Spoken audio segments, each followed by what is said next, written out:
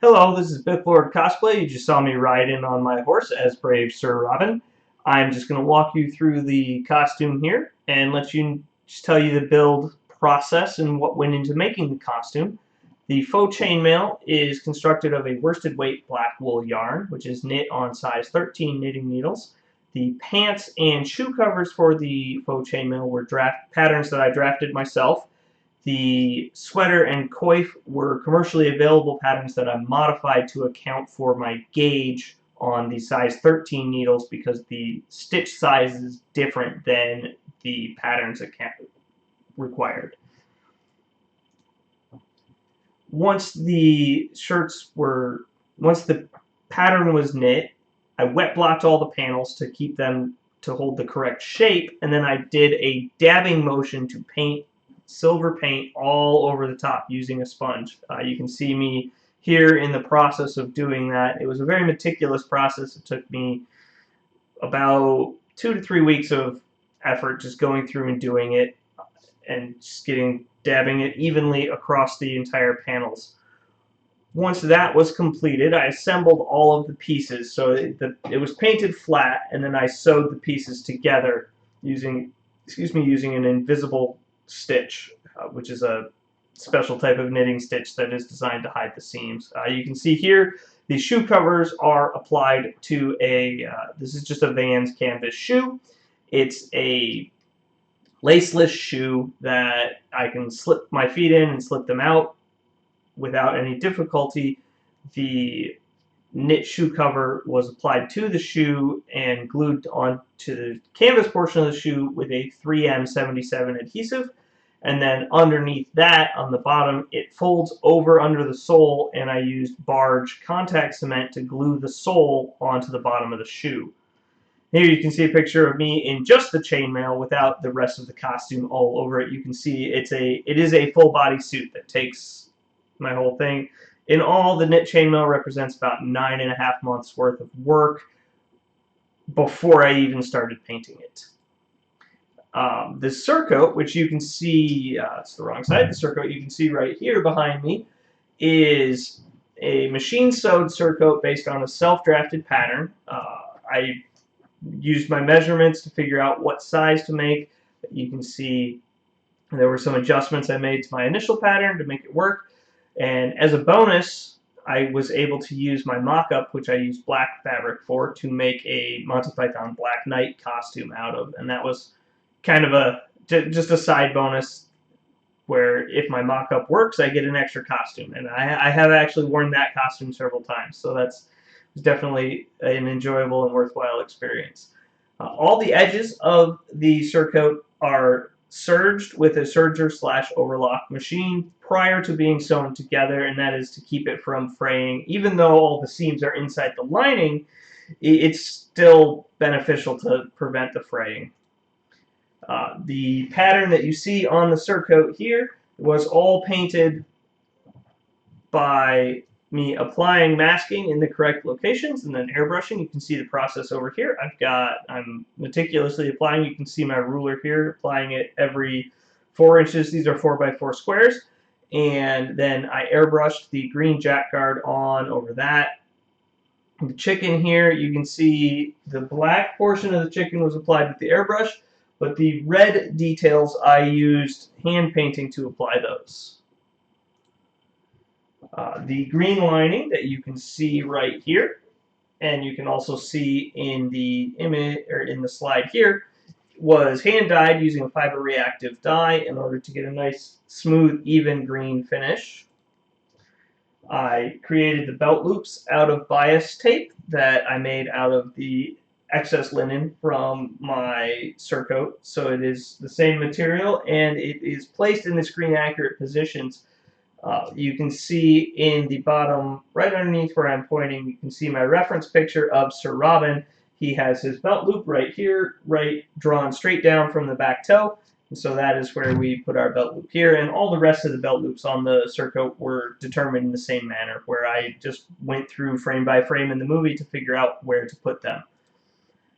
Here you can see the final surcoat and then me wearing it. For the belts, For this belt, it is a cotton webbing that I masked and airbrushed out. Initially, I airbrushed it green to get a solid green that matches this color. And then I meticulously masked off 0.3 by 0.3 inch squares throughout the whole belt. And it is about 5.5 feet long of belting. And then I airbrushed that all black. You can see here is, I haven't taken all the squares off, but I took some off, and you can see how the transition. So this is the raw belting, the green, and then the painted.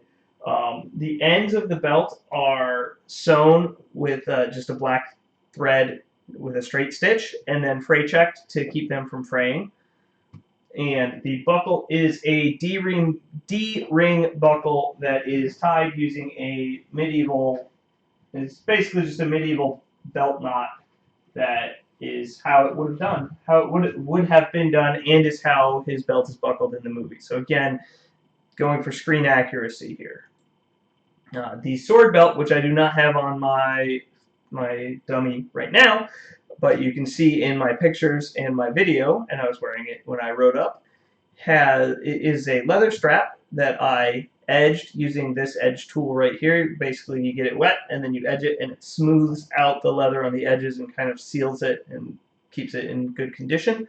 And the nail heads are hotfix nail heads that were applied, and you can see in my reference picture again, you can see that the pattern on his sword belt matches the pattern that I made on my sword belt. And again, the sword belt is closed with a D-ring on one end and the same medieval knot that is in here in order to match the movie appearance. The gloves are genuine leather sword gloves that I embellished with the hotfix nail heads to match the pattern that he has in this scene on his gloves. For the EVA foam armor, which is how I made his shoulder, arm, elbow, and knee pads, I drafted the patterns myself using just initial paper drafting, then I cut them out, tweaked them, etc. Once I had a pattern that I liked, a general pattern, I put it in Inkscape using my just drafting Inkscape skills, and I used my laser cutter to cut out all the pieces, including the fine details that you can see here. The fine details were then glued on with super glue, or sorry, I smoothed them with quick seal, then I glued the fine details on with super glue. The rivets that you can see on his armor, and then also on the armor that I wear, are, once again, they're the hotfix nail heads, although this time they were affixed with super glue instead of hotfixing them because the hotfix would warp the foam, and we didn't want that to happen. The foam was then sealed with Plastidip, and buckling was attached. The buckles are leather strappings. They were bridle straps for horses that are cut down to size and then edged again with that same edging tool, and a metal buckle so that I can adjust the size depending on how many layers. Most of the time I'm going to be wearing this armor over the faux chainmail, so that would be one of the sizes, but if I want to be wearing it over something else, maybe something that's not as bulky, I can size it down or size it up by using the varying belt hole loopholes here. The strapping is attached to the foam using barge, which is, if you're aware, barge is originally designed to attach leather to things, specifically shoe soles, but attaching leather to other things is what barge is for. For my shield, I initially drafted the shield in Inkscape and used images from the movie, you can see that down here, to generate the chicken in Inkscape, drafted a shield around the chicken to get the right proportions. Then I used a projector to project that onto a 4x4 sheet of plywood, which I then traced with pencil. Once I had traced that, I took the plywood and stuck it with another 4x4 sheet of plywood with glue in between it and strapped it down with toe straps and a weight in the middle to get the curved shield. And then once the glue had cured, the curve was held by the two pieces glued together, so it has the correct curve. Then I rough cut it with hand tools to get just a basic shape out, basically just to get the excess material off. And then I used I used my belt sander and my power tools to get the closer to the fine shape. And then I used a hand sander to hand sand the outside and get it in the nice, smooth, round shield shape that it is now. Once it was cut out and in the correct shape, I did a lot of masking and a lot of painting and a lot of sanding to get all the different layers, with sanding in between each layer to try and smooth it out, and lots of masking off of the various elements on the shield.